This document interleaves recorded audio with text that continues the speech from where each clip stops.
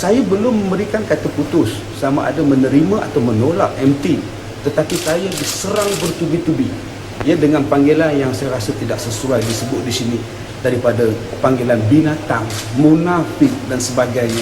Sehingga ada pimpinan-pimpinan PAS sendiri yang mengatakan saya ini seumpama kambing. Malah ada pimpinan PAS sendiri yang mengatakan bahawa saya ini adalah seorang agamawan yang celaru. Ada yang mengatakan bahawa seolah-olah akan menjadi berhala ataupun patung sembahan semata-mata di dalam UMNO, macam-macam. Jadi tuan-tuan boleh tengok benda ini, termasuklah ada pimpinan PAS yang membuat satu bentuk dialog tiruan, mengatakan bahawa saya menghubunginya jam 6 suku pagi, menawarkan, mengatakan bahawa Datuk Najib nak lantik saya sebagai menteri, menjaga JAKIM dan sebagainya. Ini adalah fitnah yang sangat besar. Datuk Seri tidak pernah memberikan sebarang tawaran kepada saya untuk memegang apa-apa jawatan di dalam kabinet ataupun di dalam majlis tertinggi ini sebagai. Sebab itu saya datang ke sini, saya nak tanya kepada Datuk Seri, apa sebenarnya kalau saya dilantik menjadi MT, apa sebenarnya yang saya buat, yang akan saya buat? Sebab saya belum pernah menjadi ahli UMNO, saya bukan ahli politik yang aktif.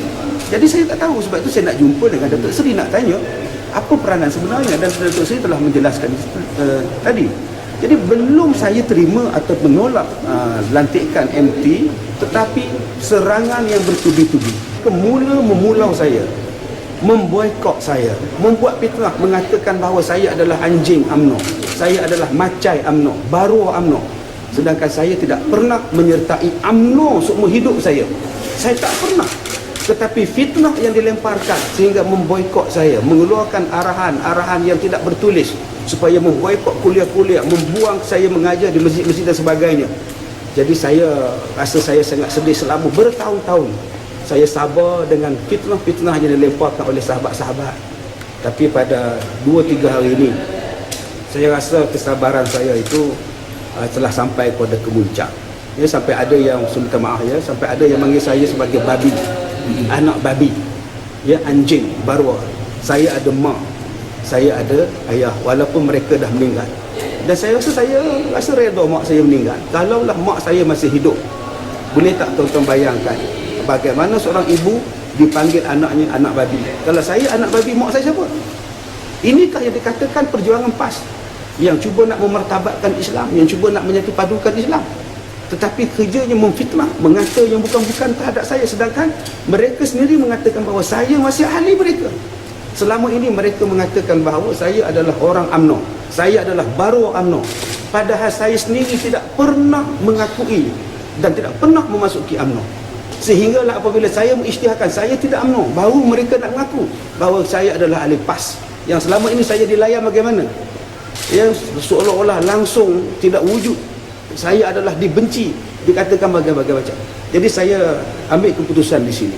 Sama ada mereka telah memecat saya pada 2011, walaupun tidak ada surat pemecatan, surat panggilan daripada sidang Dewan Disiplin, bahagian disiplin, tidak ada.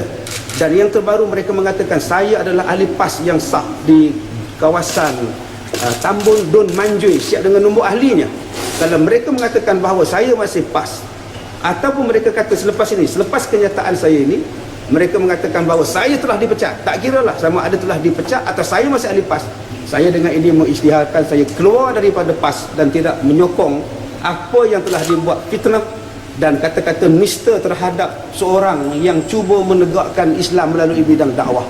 Jadi saya rasa sangat kecewa ya apabila yang mengatakan bahawa saya adalah macam seekor kambing. Saya tidak pernah membantah soal hudud. Ya, soal hudud adalah perkara yang perlu dilakukan, tetapi mesti ada satu bentuk compilation, perpaduan yang kuat. Dan saya tidak pernah menghalang pelaksanaan hudud. Saya adalah orang yang konsisten dengan hukum hudud.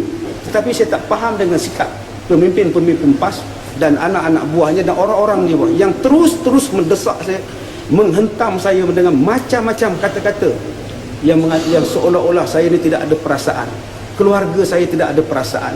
Sebenarnya saya masih lagi sayang kepada PAS. Saya sayang kepada PAS yang dulu. Saya sayang kepada PAS yang dibawa oleh yang berhormat Allahyarham Datuk Padeno, yang betul-betul memperjuangkan konsep yang sebenarnya. Tapi saya kecewa dengan PAS yang sebegini. dinasihat, ditegur, dikatakan sebagai baru UMNO. Apabila kita menyuarakan pendapat kata, dikatakan sebagai baru UMNO. Saya disebut sebagai baru UMNO lebih daripada 10 tahun. Anjing UMNO lebih daripada 10 tahun. Sedangkan saya adalah ahli PAS yang berdaftar dan saya tidak pernah menyertai UMNO. Tetapi kemuncak ni ialah saya rasa sangat sedih. Anak-anak saya tak buka internet, isteri saya menangis siang malam, bapa mertua saya tidak tidur bermalam-malam dah.